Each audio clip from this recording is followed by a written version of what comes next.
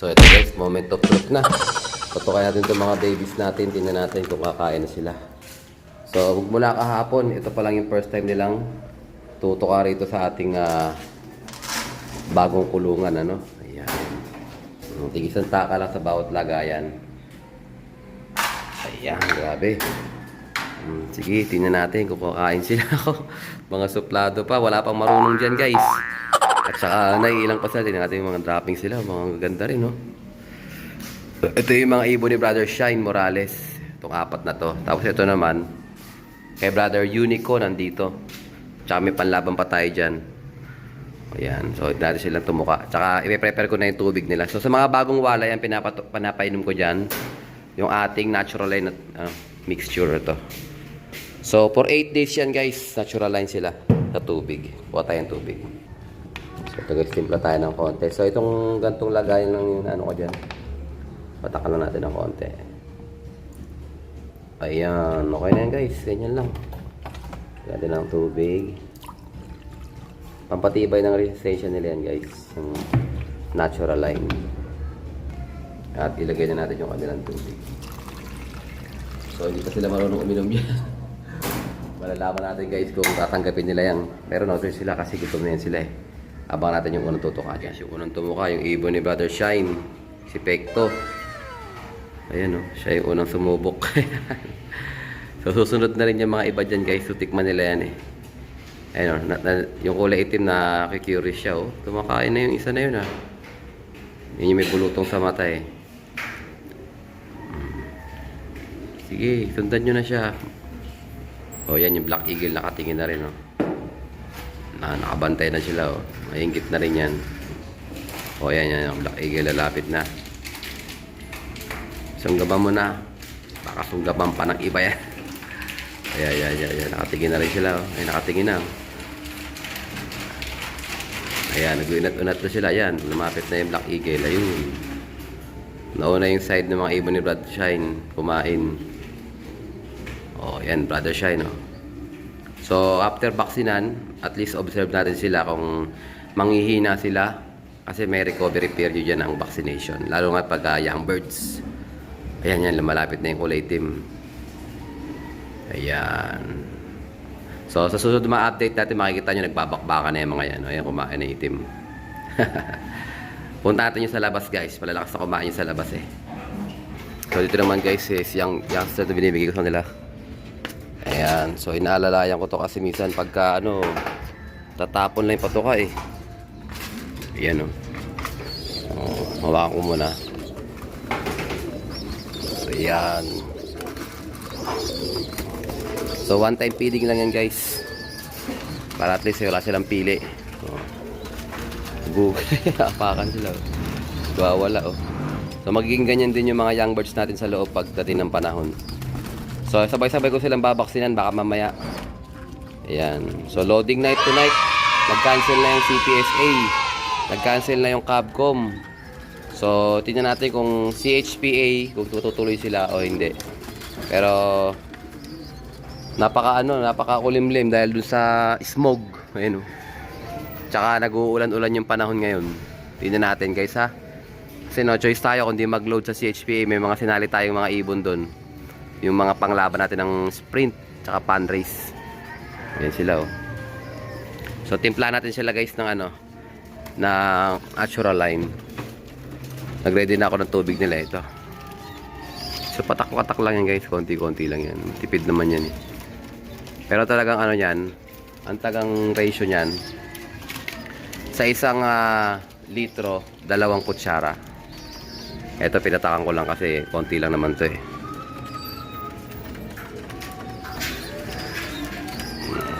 Yan. So malaking bagay sa kanila yan. Mga masigla sila. At saka siyempre yung vitamins natin ito. Yung ating tatlong Victory. Ayan o. So digestion yung kulay itim, Calci Plus naman yung kulay puti, at saka Power Pills naman yung kulay brown o pula. Yan, napaka-importante niyan para lumaki silang healthy. Ayan, lakas kumain ng mga albugoy oh. Okay guys, sino natin ulit sa loob kung kumakain na sila. Ayun, nag-join force na rin yung mga kabilang babies. Pero hindi pa sila ganun kalakas kumain talaga. Ayan, kumain na rin yung iba eh. Ayan. First time nilang kumain yan guys. Kakapa-kapa pa sila. Mamaya ulit guys. Let's go. Ito guys, oregano juice na naman tayo. Para talagang safe sila sa sipon. Sa mga respiratory problems, yung mga ibon natin. Tulad nga masama ang panahon. So binigyan ko na sila ng patuka guys. Kaya tubig naman. Dito tayo sa kabila. Ayan o. Ayan. So malakas na rin kumain yung mga bugoy natin dito sa mga babies natin. Ito yung mga babies natin guys. Bali 10 tong nandito eh. Ayan. Ayan sila o. Diba nyo yan? Masanay na kayo dyan. Yan ang magiging nyo. Tubig nyo. Sinasanay ko na silang umakyat dun sa landing board guys.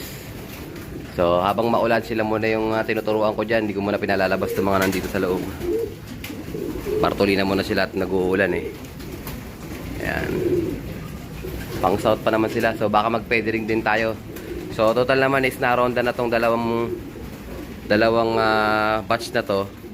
Pwede ko na silang sabay-sabay na i-feathering. Nagpuputol tayo ng mga pakpak nila.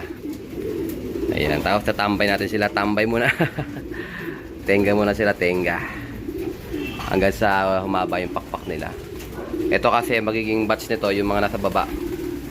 So waiting pa tayo maiakit natin yun. Tsaka sabay-sabay sila tuturuan. Pagtapos nun, tapos na. Yung summer warriors natin, doon ko tuturuan sa kabila, yun sa norte. Doon ito gagamitin kong kulungan pang summer. Ayan. Mukhang maganda dito maglipad ng summer eh. So total naman is, konti na lang man yung mga ibon dito. So yung mga panlabang ko, hatiin ko na lang dito, kung sama-sama sila dito. Gutom pa rin itong mga to, pero pinakain ko na yan. Ayan, so tingnan natin guys kung makakapag-load tayo, no? Kasi si HPA na lang yung nagsabi na meron silang loading. Si PSA, wala na, pahinga na, kumbaga. Kasi no choice tayo guys, pagka sinabi ng si HPA tuloy ang loading, mapapalaban tayo. Ilo-load natin yung mga, ayan, yung mga naka-sticker na yan, no?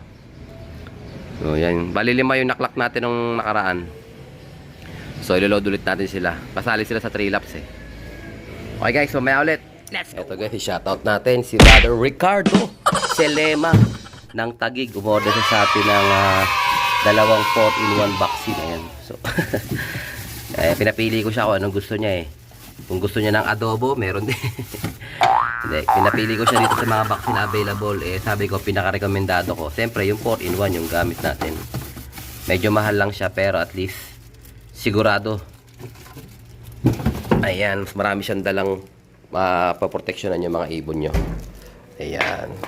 So ito pagka diniliver, siyempre kasama yung yellow. So ang request niya sa ating previous guys, yung ring holder. Ayan. At saka siyempre, kahit na request niya ring holder, ipapadalan ko na lang din siya ng clip ring.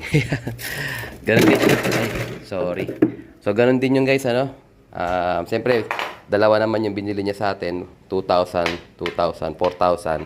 So yung isa, clip ring, yung isa naman ring holder, plus napakadami pa niyang makukuwang ang tawag doon, yung raffle stub. So dito sa 2,000 meron siyang 10, tapos sa pangalawang 2,000 10 ulit, bali 20. So brother, good luck sa'yo. Sana wag tamaan na matinding sakit yung mga ibon mo gamit itong ating 4-in-1 vaccine.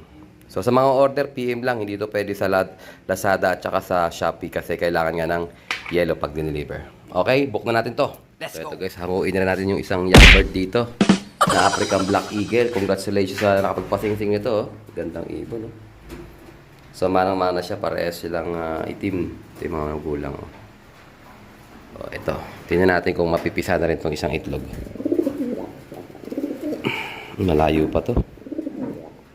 Malayo pa. Kinis, oh. So tara guys, iakit natin siya para kasama na siya sa babaksinan. Ganda. Dito ko siya sasama sa mga ibon ni Brother Shine para mag-balance kasi sa kabila 5 na rin dun eh. Yan siya, oh. Lalabas ka. Na-late siya. Kahapon pa dapat nawala yan. Nakalimutan ko pa. Nandiyan siya sa baba. Halos magkakasing edad sila, oh. Tsaka na. Kain ka na rin dyan. Para at least, masanay ka na kumain mag-isa. Ayan sila. Daming young birds, guys. 10. Tayo na ubusan ng young birds, ano? Let's go! Ito na nga, guys. Lumabas na ang desisyon. Tuloy daw ang CHPA. So mamaya-maya pa ako maglo-load pag break time namin. Ayan, silipin natin yung mga ibon natin ngayon, no? Okay naman sila. Ayan, ito yung kaparis ng ano, yung TDB, guys. So ayan, may paris sa TDB. Ito, magparis naman yung ibon ni paring Ekoy, tsaka ibon ni Sir Idol na Blue Bar. Tingnan natin si Checkered. Itong Checkered natin, guys, mabilis to nakaraan. Bigla na siyang bumagal. Natatalo na siya ni Opal. So, hindi natin iloload yung mga panlaban sa CPSA.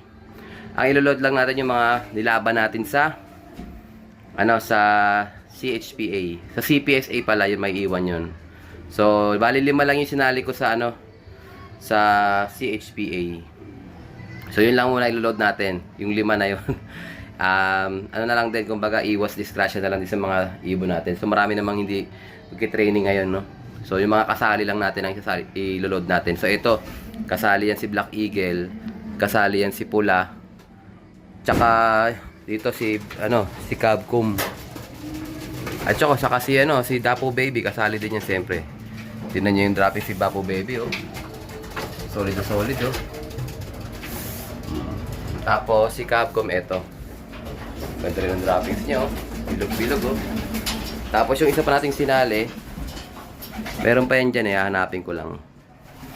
Ito, mabilis din to si Pula nakaraan, eh. Sino pa ba yun?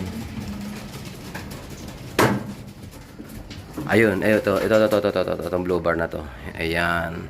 So, yung dalawa natin sa CPSA, sa CSW, nandun na. Kumbaga, Friday loading sila, eh. Kaya, naghihintay na lang ng release yung bukas. Sa kaya sila? Sa banda Nueva Vizcaya. So, yun, pahinga yung mga CPSA natin, tsaka yung mga CHPA na training. So, ang iloload lang natin yung mga may sticker no nakaraan. Okay, guys. Good luck sa atin at sa lahat na magkakarga ngayon. Sana makasilat tayo, makauwi yung mga ibon natin kasi pahirapan talaga. Magkakaroon ng kabawasan yan. Ito, mabilis din ito, guys. Yung nirecover natin na white flight. Number 2 yan kay Black Eagle. Kay Dapo Baby. Pangalawa siyang dumating. Okay, guys, I think dito ko na tatapusin ang ating video for today. At syempre, kung hindi ka pa nakasubscribe, subscribe mo na yan. Like, share ko ito kapatids. And as always, ingatan natin ng Panginoon. Bye-bye you.